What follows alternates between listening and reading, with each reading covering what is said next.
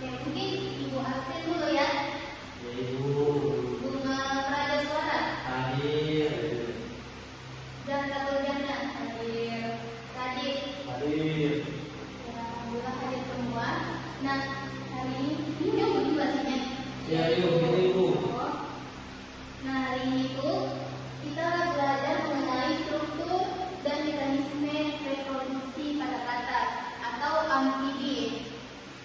Nah, kalian tahu tidak kenapa kata ini dinamakan amfibi? Tahu Ibu. Tidak tahu. Tahu. Nah, tahu ya, coba apa? Ada yang dua alam Ibu. Itu? Ya, ini air dan ini darat. Ya, betul sekali. Nah, kata itu disebut amfibi karena betul tadi dibilang kata guma, karena kata ini hidup di dua habitat, yaitu air dan darat. Kemudian tadi kita bahas mengenai reproduksi kata ya. Untuk kata jantan dan kata betina, struktur reproduksinya itu berbeda. Bisa kalian lihat di gambar. Sekarang gambarnya jelas. Ya, boleh diperhatikan dulu. Untuk struktur reproduksi kata jantan, yaitu ada 4. Kan, ada 4. Itu yang pertama, testis, kemudian epididymis, kemudian vas deferens, kemudian ada kloaka. Nah, bisa kalian lihat kalau testis itu dia ada di sini. Testis ini untuk menghasilkan sperma. Nah, kemudian ada epididymis. Epididymis ini dia tempat untuk penanganan sperma, yaitu ada tempatnya di sini. Bisa kelihatan jelas? Jelas. Nah, kemudian setelah epididymis ada vas deferens. Vas deferens ini dia itu saluran sperma ke kloaka. Nah, kloaka mana yang disebut kloaka ini? Ini kloaka. Vas deferens ini tadi. Vas deferens kan saluran sperma ke kloaka. Di sini kloaka. Nah, kloaka ini untuk apa? Kloaka ini untuk tempat keluarnya sperma.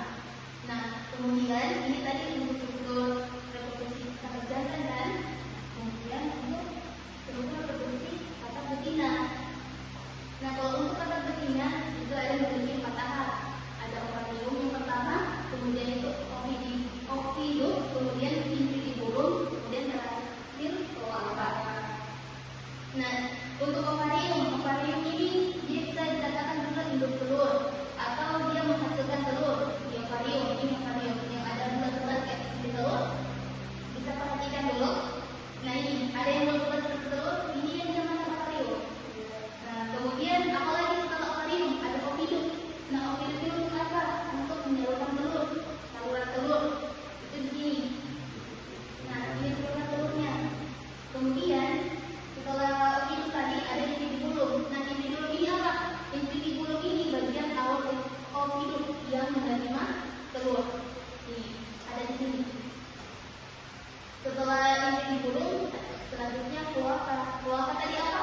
Sama seperti di struktur reproduksi jantan, kloaka ini tempatnya keluarnya telur. Jadi bisa dijelaskan dari gambarnya saja struktur reproduksi kata jantan dan kata betina itu berbeda. Bisa dijelaskan gambarnya? Bisa. Kemudian selanjutnya itu mengenai mekanisme reproduksi kata. Nah, dia juga ada 4 mekanisme reproduksi kata. Yang pertama itu antresus atau turunan kawin. Nah, antresus atau turunan kawin ini yang dimana kata jantan itu memeluk kata betina dari belakang untuk merangsang kata betina ini supaya mengeluarkan telurnya. Dan setelah itu yang kemudian ada pelepasan gambar di air atau pelepasan sperma lah. Nah, pelepasan gambar di air. Nah, dimana setelah tadi kata betina ini mengeluarkan telurnya, si kata jantan ini mengeluarkan gametnya atau mengeluarkan spermanya di atas telur tadi itu. Nah, kemudian yang ketiga ada pembuatan eksternal. Nah, pembuatan eksternal ini yang dimana sperma ini dibuati di luar. Maksudnya sperma ini membuat telur itu di luar, bukan di dalam tubuh kata seperti itu. Kemudian yang keempat yang terakhir ada perkembangan embrio. Perkembangan embrio ini seperti setelah tadi telur sudah dibuati, berkembanglah telur ini menjadi berudu. Lalu itu menjadi berudu, kecebong, terus itu kata muda, nah setelah itu kata dewasa.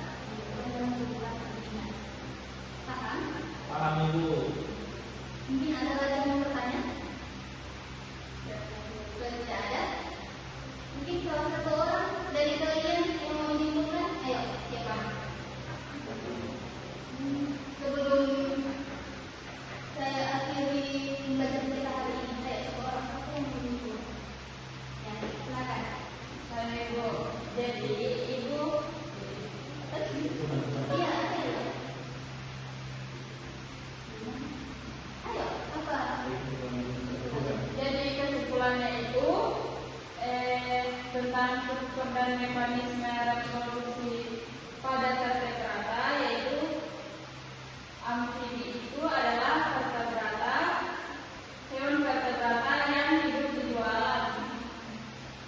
Maksudnya itu hidup di dua alam itu bisa untuk contohnya seperti kata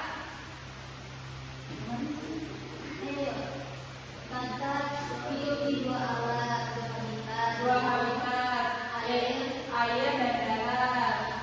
Nah, struktur reproduksi pada kategori jantan itu ada testis, epididymis, vas deferens, dan kloaka. Sedangkan betina ada ovarium, ovidum,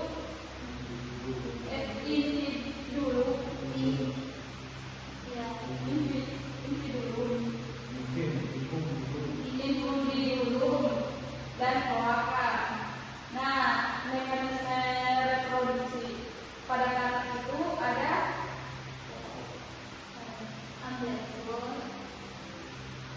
amplexus, peletakan gamet di air, pembuahan eksternal, dan pengembangan